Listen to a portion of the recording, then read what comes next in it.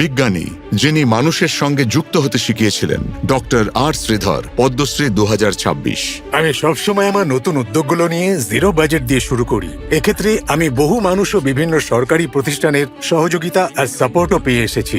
ম্যাড্রাস খ্রিস্টান কলেজ, তাম্বারাম, চেন্নাই, এশিয়ার অন্যতম খ্যাতনামা লিবারেল আর্টস প্রতিষ্ঠান ডক্টর শ্রীধরের জীবনে গভীর প্রভাব ফেলেছিল।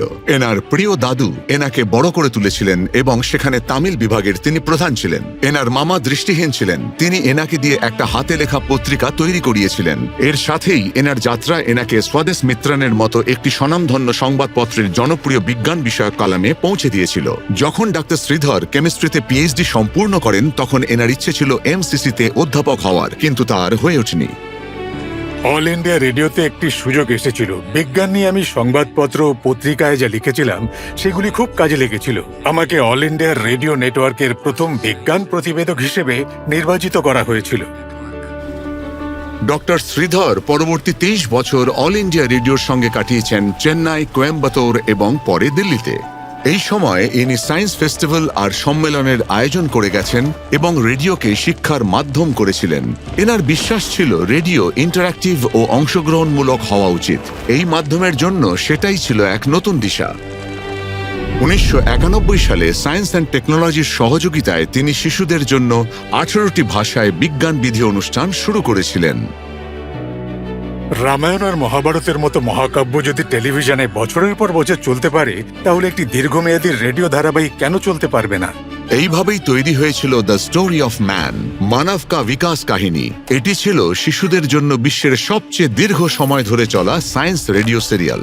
এত বড় পরিসরের এমন উদ্যোগ এর আগে কখনো শোনা যায়নি। দূরদর্শন এবং ইন্দিরা গান্ধী ন্যাশনাল ওপেন ইউনিভার্সিটিতে কাজ করার পর তিনি জ্ঞান দর্শন চ্যানেলগুলি শুরু করেছিলেন। ডক্টর শ্রীধর পরে চেন্নাইয়ের আন্না ইউনিভার্সিটিতে যোগ দেন, যেখানে ইনি 2004 সালে দেশের প্রথম কমিউনিটি রেডিও চ্যানেল চালু করেন। কমিউনিটি রেডিও হলো কম খরচের, কম শক্তির একটি রেডিও স্টেশন, যা প্রায় 15 কিলোমিটার এলাকার মানুষকে পরিষেবা দেয়। এটি 10x10-এর একটা ছোট্ট স্টুডিও থেকেও শুরু করা যেতে পারে। এটি রেডিও আর্জে নির্ভর নয়, এটি মানুষের জন্যে এবং মানুষের দ্বারাই পরিচালিত হয়। আজ কমিউনিটি রেডিও 550টিরও বেশি স্থানে ছড়িয়ে পড়েছে, যার মধ্যে অনেকগুলোই গ্রামীণ এলাকায় রয়েছে। এনাকে প্রকৃত অর্থেই দেশের কমিউনিটি রেডিওর জনক বলা হয়। ডক্টর শ্রীধরের বিশ্বাস ডিজিটাল রেডিও মন্ডিয়ালের মতো প্রযুক্তি কার্যকর ও বহুমুখী সমাধান দেয় এবং এগুলিকে বৃহৎ পরিসরে গ্রহণ করা উচিত। ডিজিটালের সঙ্গে এখন রেডিওতে ভিজুয়াল এলিমেন্ট যুক্ত করা সম্ভব। ডক্টর শ্রীধর পাবলিক সার্ভিসে আবিষ্কারক হিসেবে এক উজ্জ্বল দৃষ্টান্ত।